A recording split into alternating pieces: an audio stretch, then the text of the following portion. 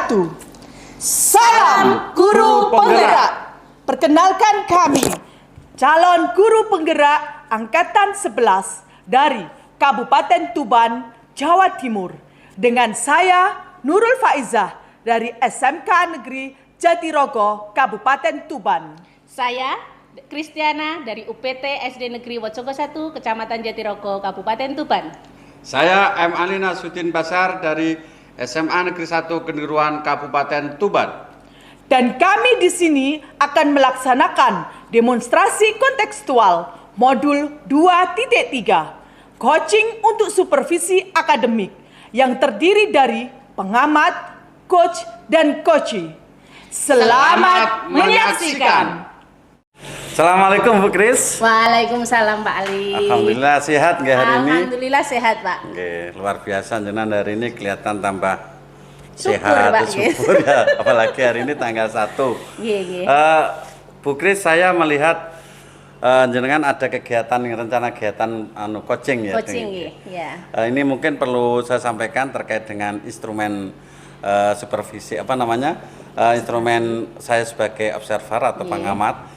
Ini kan jenengan perlu untuk diketahui bahwa saya juga perlu menggali lebih dalam bahwa terkait dengan penerapan coaching itu kan ada namanya kompetensi coaching, kemudian ada paradigma coaching. Nah, di antara kompetensi coaching itu yang jenengan kuatkan atau jenengan hadirkan itu kompetensi yang apa, Bu?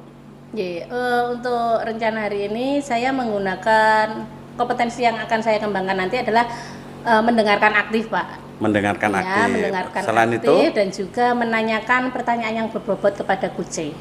Pertanyaan bobot tentunya dengan rasa itu ya, teknik rasa. Teknik rasa, Nah, di antara dua itu yang mana yang lebih prioritas atau lebih spesifik?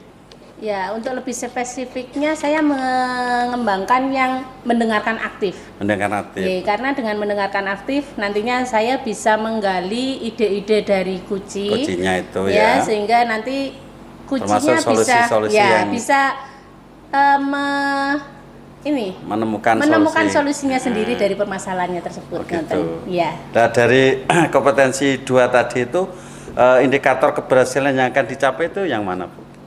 Untuk indikator ketercapaiannya ini nanti si kuncinya bisa memberikan solusi dari permasalahan tersebut, dari penggalian ide-ide dengan teknik mendengarkan aktif tersebut, Pak. Mendengarkan aktif ya.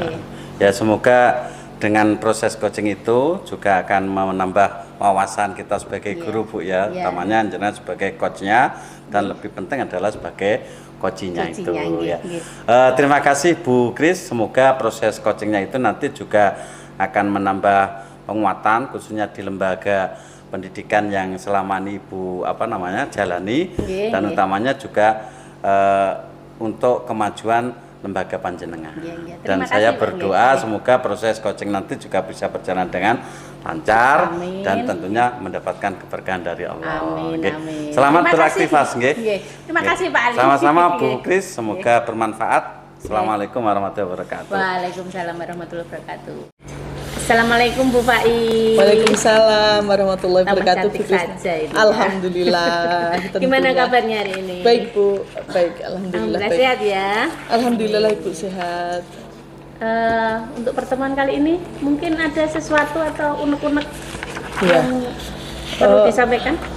Ada sih Bu, beberapa permasalahan yang saya hadapi, di mana di kelas saya itu kan karena kelas produktif ya Bu ya. Ada beberapa hal teknik yang perlu saya tingkatkan lagi pada metode pembelajaran saya. Karena selama ini saya kan pakai metode pembelajaran konstruktivisme yang saya padukan dengan paradigma pembelajaran berdiferensiasi. Nah, ternyata ada beberapa kendala pada siswa saya, itu dia tidak bisa mengungkapkan ide yang dia miliki. Kemudian saya tanya pada dianya, kenapa nak, kok kamu nggak bisa membuat desain atau busana ya, karya yang dihasilkan tidak bisa kamu ungkapkan gitu. Nah, ternyata beberapa anak saya enggak punya ide yang mengalir Bu di otak saya harus gimana ini. Nah, kemudian saya mencoba untuk menelusuri kenapa dia kok nggak bisa idenya nggak bisa mengalir, nggak bisa bagus demikian yang dia alami. Ternyata anak ini semalaman habis main game, ya game. Nah, saya tuh bingung terhadap permasalahan seperti ini. Bagaimana solusi saya? Di sisi lain, saya harus tetap menerapkan pembelajaran saya. Di sisi lain, siswa saya terkendala pada gadget. Nah, apa yang harus saya lakukan menurut Ibu? Ya, dari permasalahan tadi mungkin anak-anak tidak bisa menggali ide-ide yang mungkin dalam pembelajaran, ya. Mungkin ada faktor-faktor yang menjadi penyebab anak-anak itu kurang antusias dalam pembelajaran, gitu. Oh iya, yang menjadi dia kurang tuh karena dia kan semalaman nggak tidur ya, main game ya, sehingga anak itu kan mengantuk ya Bu. Jadi ketika menghadapi pembelajaran saya pada penciptaan desain itu dia nggak bisa ngalir idenya. Karena apa? Dia lelah, semalaman udah bangun, mungkin bangunnya harusnya pagi tapi tidurnya pagi itu juga. Nah, ini yang menjadi permasalahan di kelas kami itu. Ya, mungkin dari penyebab itu ada metode-metode yang mungkin Bu Faiz terapkan di dalam kelas supaya bisa mengembangkan anak itu, supaya anak-anak bisa lebih antusias lagi dalam pembelajarannya. Dulu sih pernah Bu, saya lakukan. Saya mencoba dengan melakukan kegiatan seperti ice breaking, terus kemudian game-game interaktif ya, seperti menemukan sumber daya alam yang ada di sekitarnya, di lingkungan dia lah, di luar kelas lah, kegiatan di luar kelas agar anak tersebut bisa mendapatkan ide dalam penciptaan desain produksi busana tersebut. Dan mereka itu antusias Bu ketika diajak keluar ya, seperti pembelajaran dengan metode rekreasi gitu ya. Ternyata anak itu antusias ketika dia kita ajak untuk melihat SDA di sekitar lingkungannya untuk dijadikan sumber ide dalam pembuatan busana. Seperti itu. Dari metode yang Bu Faiz kembangkan tadi, mungkin harapan-harapan yang Bu Faiz harapkan dari anak tersebut untuk kedepannya dalam pembelajaran. Iya, harapan saya itu anak saya itu dia bisa menciptakan ide atau imajinasi yang brilian ya.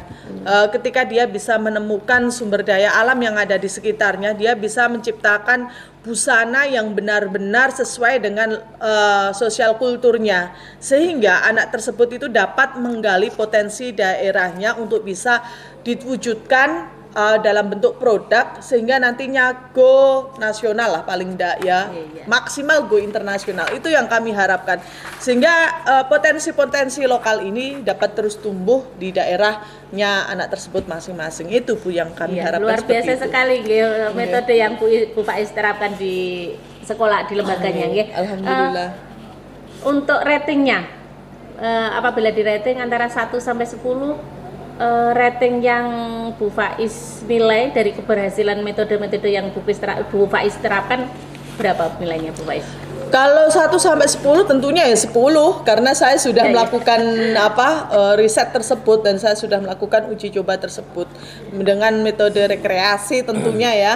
Model metode rekreasi itu anak-anak ternyata tergugah. Dia tertarik dengan situasi yang ada di lingkungannya, kemudian menciptakan ide kreativitasnya sesuai dengan sosial kultur budaya yang dia miliki. Luar biasa sekali ya. Kalau ratingnya sudah sampai 10 berarti memang metodenya sudah bagus untuk diterapkan di lembaga. Lalu untuk selanjutnya ke depannya, mungkin ya harapan tadi sudah go internasional, terus harapan-harapan lain selain untuk pembelajaran ini untuk kelasnya ya, mungkin di sekolahnya harapan yang Bu Faiz harapkan dari harapan saya tentunya saya ingin bermitra dengan orang tua wali murid saya ya, agar nantinya itu anak-anak itu lebih ditekankan pada jam tidurnya ya, karena mereka seorang pelajar, jangan sampai jam-jam malam digunakan untuk jam begadang ya, sehingga mengganggu aktivitas pembelajarnya. Jadi itu sih harapan saya, ingin kolaborasi lebih dalam lagi dengan orang tua, sehingga dia bisa mengetahui kondisi anaknya dan anaknya ketika pembelajaran siap untuk menerima pelajaran dari Bapak Ibu guru. Ini lalu untuk kolaborasi ini dengan orang tua mau Bu Faiz terapkan kapan? Secepatnya Bu, jika ini sudah jangan sampai anak ini terlalu kalau kita semakin menunda nanti tidak ada solusi. Jadi secepatnya akan saya kolaborasi dengan wali murid, dengan orang tua agar anak ini mendapatkan solusi sehingga dia bisa mengikuti pembelajaran dengan nyaman. Gitu. Ya. Semoga untuk penerapannya bisa secepatnya ya. Terus untuk komitmen yang Bu Faiz lakukan untuk agar rencana ini berjalan dengan baik apa? Yang pertama yaitu saya melakukan keyakinan kelas ya di dalam kelas bahwa ketika nanti pembelajaran itu sedini mungkin untuk tidak tidur ya atau tidak meninggalkan pembelajaran. Setiap kali mau ada kegiatan di luar, misalkan ingin ke kamar mandi atau ke belakang, dia juga harus izin, harus pamitan. Ketika dia merasa lelah atau capek, dia juga harus izin pada kami. Jadi kita siap untuk menyediakan UKS agar jika mereka terlampau lelah malamnya begadang ya. Itu yang ingin saya wujudkan, atau keyakinan itu yang akan kita wujudkan di dalam kelas kami ya. Banyak ada keyakinan kelas dan juga ada MOU ya tentunya dengan orang tua terkait perkembangan psikologis anak ini. Nah, bagaimana dengan dukungan dari pihak sekolah, Bu Faiz? Sangat mendukung dan memfasilitasi apa yang kita inginkan, apa yang kita wujudkan, bahkan mengapresiasi terutama kepala sekolah, kemudian warga-warga sekitar di sekolah, terutama bagian administrasi, wali kelas, dan juga Bapak Ibu Waka mendukung sekali jika nantinya ini ada kolaborasi antara guru, orang tua, dan siswa. Mungkin itu Bu. Iya. Baik, semoga rencana dari Bu Faiz ini berjalan dengan lancar baik Amin. Di kelas maupun di lembaganya. Amin. Bagaimana sekarang perasaan Bu Faiz dari coaching kita hari ini? Alhamdulillah Bu, plong ya, sedikit lega karena apa yang selama ini saya pendam bisa saya ungkapkan, dan semoga ini kedepannya bisa berjalan dengan lancar. Toh ini semua untuk kita, untuk pembangunan manusia Indonesia yang merdeka dan berkarakter tentunya. Ya, syukurlah kalau Bu Faiz sudah merasa plong, berarti unek-unek di dalam hati jenengan sudah tersampaikan, dan mungkin ada unek-unek lagi yang mau disampaikan. Untuk saat ini sudah selesai Bu ya, karena apa yang sudah saya sampaikan pada jenengan itu dari awal sampai akhir itu merupakan kisah saya, dan hal itu sudah saya coba konsultasikan atau saya bicarakan dengan jenengan agar nantinya kedepannya bagaimana langkah saya kedepannya bisa mewujudkan hal tersebut menjadi kenyataan, sehingga hubungan saya dengan siswa, dengan orang tua itu bisa terjalin dengan bahagia. Gitu. Senang sekali saya berbincang dengan Bu Faiz ini. Terima kasih, Bu. Mendengarkan ceritanya yang sungguh luar biasa. Ya, semoga kita bisa melakukan hal-hal yang beradaptasi dari Bu Faiz. Terima kasih Bu. Mungkin itu saja ya. Terima kasih Bu. Ya. Terima kasih atas bintang-bintang kita hari ini. Saya akhiri. Wassalamualaikum warahmatullahi wabarakatuh. Waalaikumsalam warahmatullahi wabarakatuh. Terima kasih Bu Kris. Tadi saya sudah secara seksama mendengarkan proses coaching yang telah Ibu lakukan. Ya, luar biasa prinsipnya dalam proses coaching Ibu setelah menerapkan beberapa paradigma coaching, kemudian prinsip coaching, dan menggali kompetensi daripada coachingnya itu. Dalam kesempatan ini saya ingin, selain sudah saya sampaikan dalam catatan instrumen pengamatan saya, ini boleh saya untuk mengajukan pertanyaan. Monggo Pak. Terima kasih Bu Kris. Apakah dalam kegiatan coaching tadi Ibu sudah melakukan beberapa hal terkait dengan mungkin prinsip coaching, kemudian menggunakan pertanyaan berbobot, tadi sudah dilakukan itu Bu? Iya. Terima kasih Pak Ali. Ya, untuk yang saya lakukan di coaching tadi, saya sudah menerapkan prinsip coaching, yakni kemitraan, terus proses kreatif, dan memaksimalkan potensi coaching. Kemudian kompetensi inti yang sudah saya terapkan yaitu mengajukan pertanyaan berbobot Pak. Oh iya.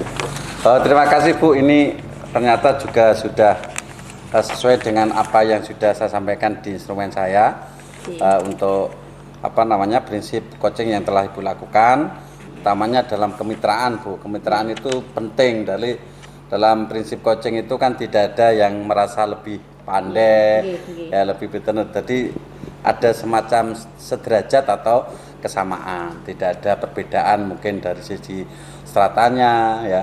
Dan itu juga satu sisi bisa menggali lebih dalam potensi dari coach. Coach itu tidak merasa minder. Ketika kita misalkan menggunakan proses coaching itu kok ternyata kita sebagai coachnya lebih pandai atau lebih pengalaman dari coach itu, nanti coach saya yakin juga akan tidak bisa menyampaikan beberapa mungkin unek-unek atau permasalahan-permasalahan yang berikutnya. Selanjutnya terkait dengan pertanyaan berbobot, ini juga sudah sesuai dengan apa yang sudah saya amati tadi. Ibu sudah menerapkan ini alur tirta ya. Nah, ini luar biasa. Jadi semoga ini sangat menginspirasi untuk para guru yang lain, utamanya dalam proses coaching itu.